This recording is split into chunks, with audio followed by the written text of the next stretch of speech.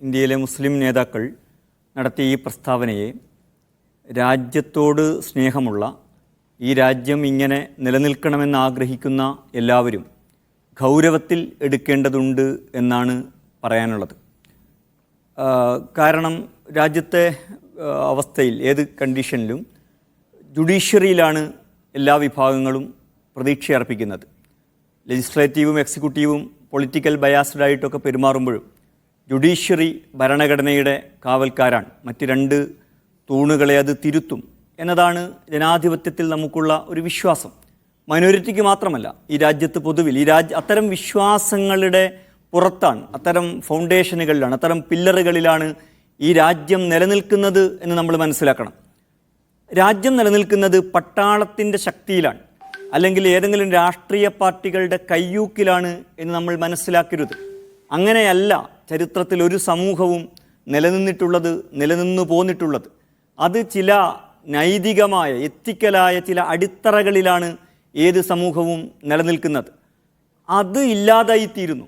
ഈ രാജ്യത്ത് അങ്ങനെയൊന്നില്ല എന്നു വരുന്നത്, അതിൻ്റെ ഇരകളായ സമൂഹം അങ്ങനെയൊന്നില്ല എന്ന് ഞങ്ങൾക്ക് അനുഭവപ്പെടുന്നു എന്ന് പറയുന്നുണ്ടെങ്കിൽ അത് ആ സമുദായത്തെ സംബന്ധിച്ചിടത്തോളം ഗൗരവമുള്ളൊരു പ്രശ്നമാണ് എന്നല്ല നമ്മൾ മനസ്സിലാക്കേണ്ടത്. ഈ രാജ്യത്തെയും ഈ രാജ്യത്തിൻ്റെ ഭാവിയെയും സംബന്ധിച്ചിടത്തോളം അത് ഗൗരവമുള്ള പ്രശ്നമാണ്. എന്ന് പറഞ്ഞാൽ അതിൻ്റെ അർത്ഥം നാളെ ന്യൂനപക്ഷങ്ങൾ എന്തോ ചെയ്തു കളയും എന്നല്ല, മറിച്ച് അങ്ങനെ ഒരു സമൂഹം നിലനിൽക്കില്ല. നിഷാദെ, ഒരു തരത്തിലുള്ള എത്തിക്കലായ ഒരു മിനിമം ധാർമ്മികത പോലും ബാധകമല്ല. ഗ്യാൻവാപ്പിയിൽ എന്താണ് സംഭവിക്കുന്നത്? 91 വർഷിപ്പ് ആക്ട് നമുക്കറിയാം. അതുണ്ടായിരിക്കെ രണ്ട് സമുന്നത കോടതികൾ, ബഹുമാനപ്പെട്ട കോടതികൾ, ആ നിയമമുണ്ടെന്നറിഞ്ഞുകൊണ്ട് തന്നെ അവിടെ അതിക്രമം കാണിക്കാൻ അതിനുള്ള പശ്ചാത്തല സൗകര്യമൊരുക്കുകയാണ്. ഇത് വളരെ ദുഃഖകരമാണ് എന്നതല്ല പ്രശ്നം, മറിച്ച് ഇത് അങ്ങേയറ്റ അധാർമികമാണ്. ഇങ്ങനെ ഈ അധാർമികത ആരംഭിക്കുന്നത് ബാബരി മസ്ജിദ് വിധിയിലാണ്.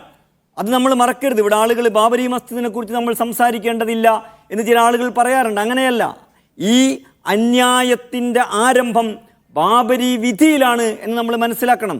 അവിടെ തന്നെയാണ് തിരുത്തേണ്ടത്, അവിടെ തന്നെയാണ്. അത് തിരുത്താൻ കഴിയാത്ത വിധത്തിൽ മുന്നോട്ട് പോയി കഴിഞ്ഞു. അതിൻ്റെ തുടർച്ചയാണ്. ഒരു ഉന്മാദമായി രാജ്യത്ത് റൈറ്റ് വിങ്ങിനെ സംബന്ധിച്ചിടത്തോളം, സംഘപരിവാറിനെ സംബന്ധിച്ചിടത്തോളം അതൊരു ഉന്മാദമായി മാറിയിരിക്കുകയാണ്. ഏത് പള്ളിയുടെ മേലും അവകാശവാദം ഉന്നയിക്കുക, അതിൻ്റെ ഒരു പ്രവർത്തന രീതി ഇവിടെ സജ്ജമാണ്. ആർക്കിയോളജിക്കൽ സർവേ ഇവിടെ റെഡിയാണ്, ഇവിടെ കോടതി റെഡിയാണ്, സംഘപരിവാർ പൊളിക്കാൻ റെഡിയാണ്. ഇങ്ങനെ അതിൻ്റെ ഒരു മോഡ് ഓഫ് ഓപ്പറേഷൻ കൃത്യപ്പെടുത്തിക്കൊണ്ട് അതൊരു ഉന്മാദാവസ്ഥയിലെത്തിയിരിക്കുകയാണ്. പക്ഷേ നമ്മൾ മനസ്സിലാക്കേണ്ടത്, ഉന്മാദങ്ങളുടെ പുറത്ത് ഒരു രാജ്യം നിലനിൽക്കുകയില്ല. നൈതികതയുടെ പുറത്ത് മാത്രമേ ലോകത്ത് സമൂഹങ്ങളും രാജ്യങ്ങളും നിലനിന്നിട്ടുള്ളൂ.